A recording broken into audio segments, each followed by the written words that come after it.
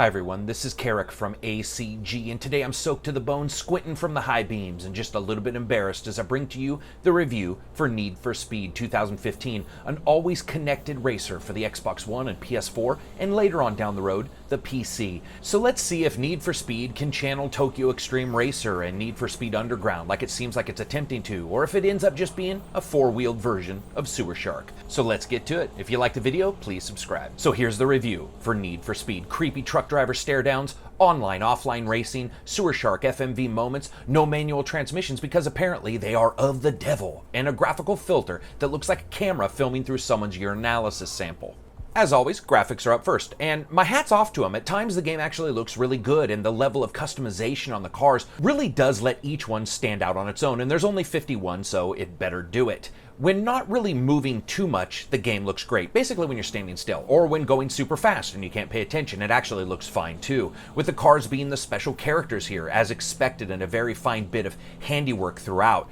And there is also a really cool bit of moving from the cutscene to the gameplay in a seamless fashion. Those are all really good parts. Special effects are thrown around with almost reckless abandon here, with various lighting sources all pulling your eye this way and that, and I'd be a liar if I didn't say at times, the game looks like something special. That also holds true for some of the location elements and their destructibility, and everything has a suitable Tron look to it with a fine sheen of almost smoking neon that makes everything glow and throb in this weird ethereal way, all the way down to a Deli Mart style convenience store. However, it's those middle moments when you're fiddling with your phone or waiting a moment for a race to start or cruising around looking for someone to challenge that the title falls flat on its face, and unfortunately, that happens a lot. That's when it's not, for reasons completely unknown, dropping to like 10 frames per second and then shooting back up.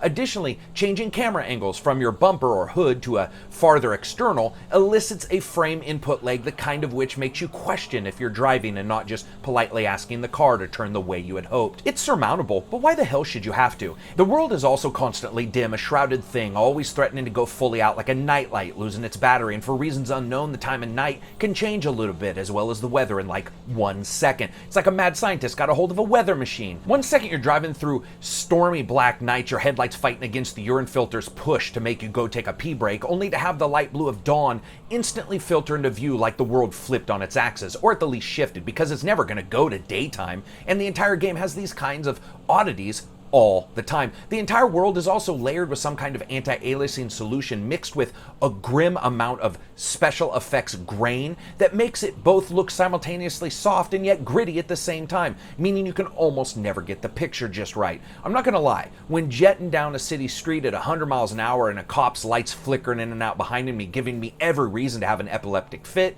it actually looked pretty cool.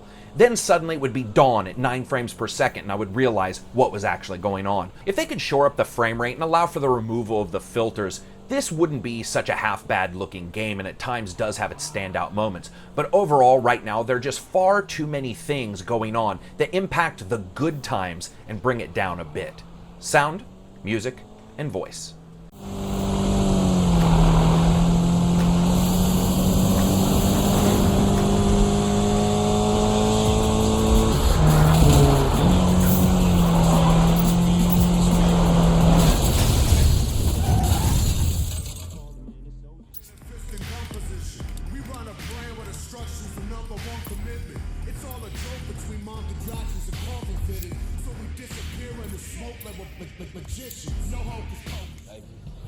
Now he has this bunch of amazing Porsches, man. He set a new style. He even owns his own goddamn bridge. Yeah, surf's out. Who's coming with? Take care of him? Let it go, Robin. I know. You know what? It's always nice to be pleasantly surprised, and today I am. Sound is a champ here, with each vehicle eliciting its own throaty calls of challenge into the night. I really liked the vehicle sounds for the most part. And wrecking and slamming into parked cars at light speed sounded pretty much like losing the use of your limbs would probably sound. Very good sounds overall, though one or two of the vehicles did have some weak engine sounds. They were gone when I upgraded. Music. Obviously there's some subjectiveness to this, but this is possibly the worst music in a racing game I've ever heard since that one time I played a racing game with the music off. It's terrible. B-level rap and the occasional techno. It's archaic, crappy rhymes. It's mid-tier performers doing B-side stuff. It's really rare for me to not find a single track on any soundtrack that I like. That's what happened here. Super rare, absolutely terrible. Voice.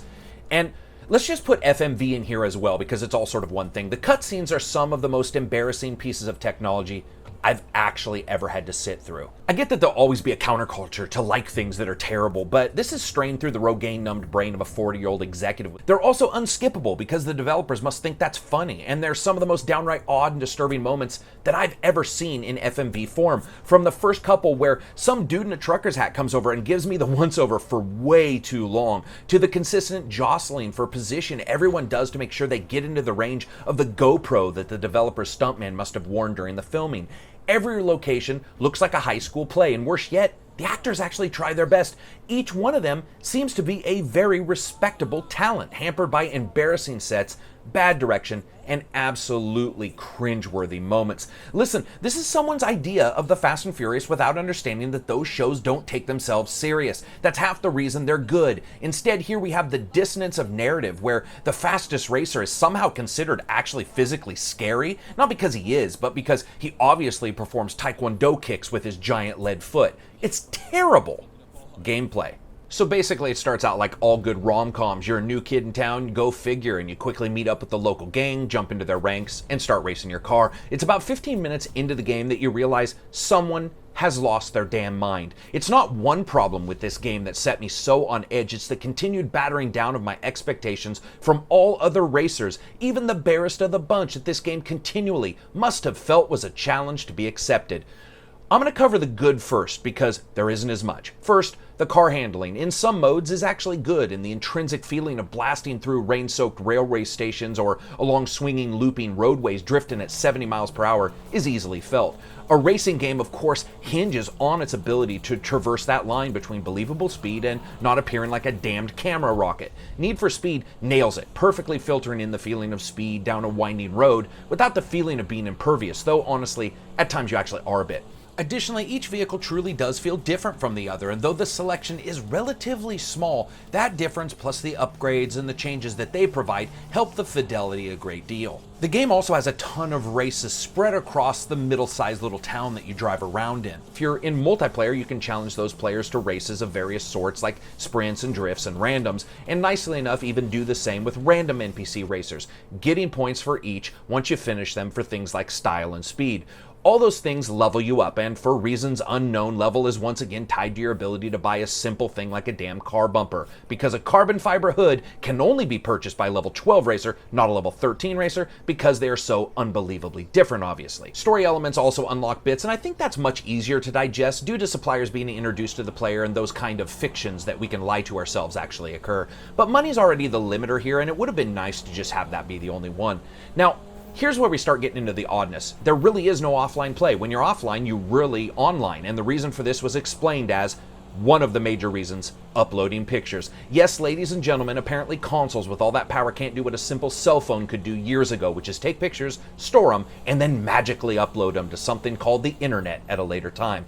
But other than that, the main difference between the two modes is that if you're in offline mode, you only have to deal with phone calls on your cell phone every 20 seconds or so as someone wants to either race you in speed race, help you build up your car, show off their drifting talents, or somehow hit on you via beating you in a souped up Impreza or their surprisingly beat up Lamborghini. If you're in multiplayer mode, you have to deal with all that, plus you have multiplayer challenges. There's also no pause option, so enjoy picking waypoints and trying to keep a steady narrative thread when you have to pull over every 30 seconds to mark a new spot on the map, because some asshat keeps calling you to remind you that they're some cool new dude and they want to check you out.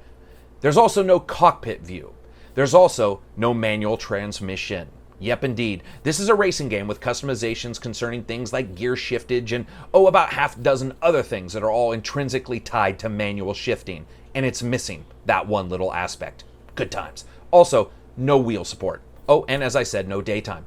And then we get to the rubber banding. For those who aren't sure what that is, that's when a racing game artificially speeds up or slows down opponents to keep you all together in a nice little love fest to supposedly increase the tension. But really, it's there to hide shit AI. And this is some Hogwarts magical level rubber banding here. Though it seems to calm down from time to time, I've witnessed and been part of half-mile stretches where those in higher places suddenly forgot where the gas is and somehow try to trust in physics to coast through the finish line, allowing me to zip by them only to have them suddenly find their balls again and keep up steady with me until the end. It is a tragic knife in the heart of an already wounded and depleted beast. And I'm not joking when I say here that that hurts all the more, because there's still a lot of game here, and a game that's noticeably enjoyable from a pure driving standpoint, even if you have to spend a massive amount of time tweaking aspects so you can jump from race type to race type without returning back to the garage to switch from drift to speed style. Or, God forbid, you want to switch your camera view. And remember, when you do, there's no cockpit view because that would be cheating. Fun factor. Through it all, I can say one thing. I actually enjoyed myself, either immensely or somewhat. That's right. Despite the asinine UI, the horrid music, and the cringy as hell FMVs, I enjoyed racing my car around the small town. Sadly, the moment I started racing the rubber banding AI, the bad times would rear their ugly head. You know, I can deal with terrible graphics at times, or wonky graphics at least, but when bad racing shows up in a racing game, all fun flies out the window.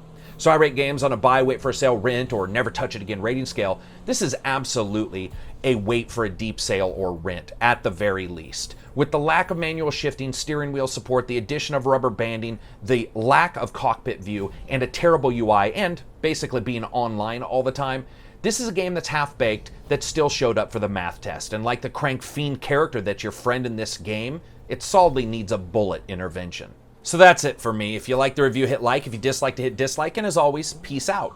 Oh, maybe subscribe. Maybe tell some people about the channel if you can. Spread the word. Whatever. Right, get yourself over to the Longhorn. And try to get there in one piece. Later.